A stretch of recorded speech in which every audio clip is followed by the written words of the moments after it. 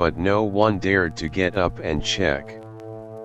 Everything felt vague, a sense that it wasn't someone but something. And that something was not a normal person. When dawn came, we realized that Ryan had just been sleepwalking. But the fear didn't vanish. We couldn't forget the look of panic on his face and the words he kept repeating, "There's someone in the campsite." As we began packing up the next morning, the air still felt thick, as if the nightmare had not ended. We began to feel the presence of something beyond our control. The first rays of the sun shone on the forest, but they couldn't chase away the darkness in our minds. We turned back and looked at the places Ryan had pointed to. There were no signs. But deep inside, something still didn't feel right. Everyone silently packed their things, their eyes never leaving the shadows of the trees, every crack in the forest seeming like it might hide something. But this story doesn't end here. A few days later, when we returned, a real murder had taken place at the campsite where we had stayed. Someone from another group of campers had been killed in a mysterious way. The police got involved and questioned all of us, but no one was suspected, even though we were all in the same campsite. They found no trace of the killer, and all suspicion fell on a stranger we had met during the camping trip, but they couldn't find any evidence. We returned to the campsite to investigate further, but the more we looked, the more strange things we encountered. Some of us felt as though there were eyes watching us from the darkness. Another person heard footsteps at night, but when they opened their eyes, there was no one there. The feeling of being watched kept growing, as if the killer was still lingering around, but everything was vague, and no one could see anything. The questions remain, an unsolved case. That stranger, could he be the killer? But no one knows for sure. Our group left the campsite with a heavy feeling, and none of us dared to return to Yosemite again. So, who do you think the killer is? Could the stranger in the campsite be the culprit? Share your thoughts in the comments. Story 9, The Encounter and the Mysterious Kidnapper. When I was young, I had a camping trip that I will never forget. That trip not only changed my life, but it also became linked to a mystery that was never solved.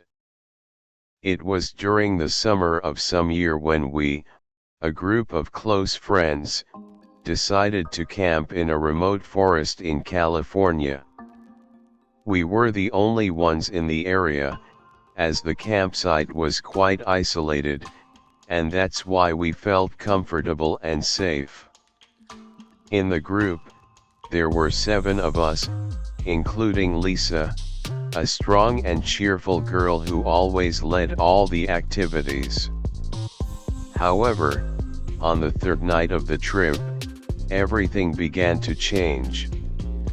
Around 2 a.m., we were sitting around a campfire, telling jokes and listening to the wind blowing through the trees. Suddenly, one of us noticed a strange figure in the distance. It was a man, standing between the shadows of the trees, staring at us. At first, we thought it might be someone lost, but as he got closer, we realized something was wrong. His eyes didn't seem like those of a lost person. Before we could react, the man disappeared into the darkness, leaving behind a sense of confusion and fear. Lisa was the first to respond, insisting that the man was not normal. A chilling feeling took over the space, and we quickly decided to put out the fire and return to our tents. That night, everything seemed normal, but the next morning, Lisa was gone. We woke up and found that she wasn't in the tent. The whole group panicked and searched the forest, calling out her name, but there was no sign of her.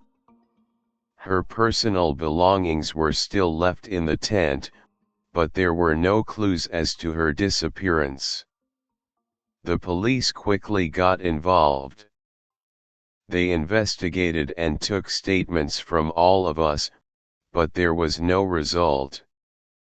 The stranger we had seen the previous night had also disappeared without a trace.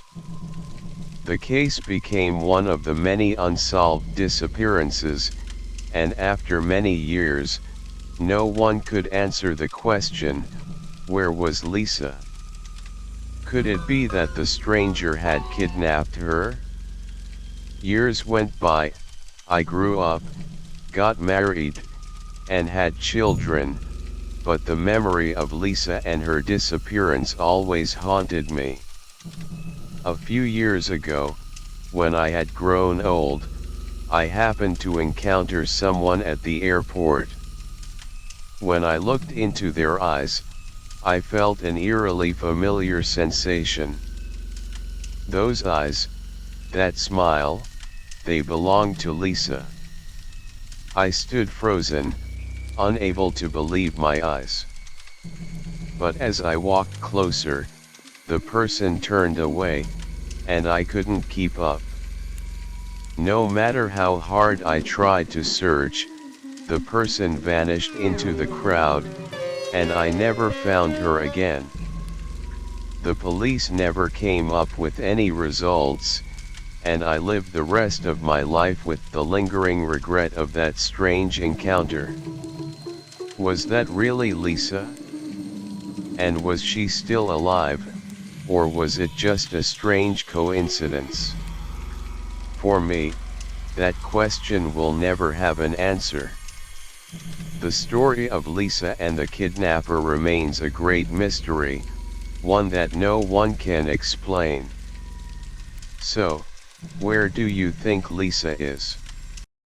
Could the person I met at the airport have been her? Please share your thoughts in the comments. Story 10, Strange Light and Haunting Laughter. The last camping trip I participated in still haunts me to this day. It was a trip I never want to remember, but also one I can never forget. What happened that night remains a mystery that no one has been able to explain, despite many people searching for the truth.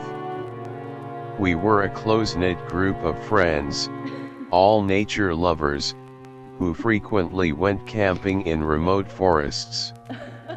This time, we decided to try a new campsite deep in a dark, secluded forest in the mountains, far from the city.